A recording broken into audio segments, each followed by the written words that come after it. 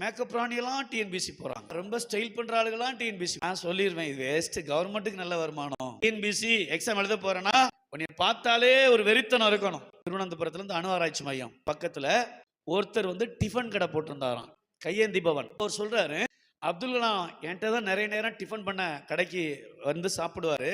ஒரு முறை மழை பெஞ்சுக்கிட்டு இருக்குது, கொடைய நேரா போய் டிஃபன் சாப்பிடுறாராம். அப்ப நனைஞ்சிட்டே வர்றாராம். அந்த கடைக்காரர் சொன்னாராம், என்ன அப்துல் கலாம், நீ மழை பெய்யுது கொடையை பிடிச்சிட்டு வராம வரணும். அவர் சொன்னார், ஐயோ மறந்துருச்சு அப்படின்றார். ஒரு வெறி. அதனாலதான் அப்துல் கலாம் சொன்னாரு, உறக்கத்தில் வருவதல்ல, உன்னை உறங்க விடாதிருக்க செய்வதே கனவு. சொல்லுங்க எல்லாரும். அதையும் தூங்கிட்டு சொல்லுங்க, நான் அப்படியே போயிருவேன். நான் பக்கத்துல இருக்கிற ஃபேஸை பார்த்து சொல்லுங்க, உன்னை உறங்க விடாதிருக்க செய்வதே கனவு. உறங்க விடாமல் இருக்கிறது என்ன? கொசுதான். கொசுவா கனவு? லட்சிய வெறி இருந்துச்சுன்னா வித்தியாசமா இருப்பீங்க.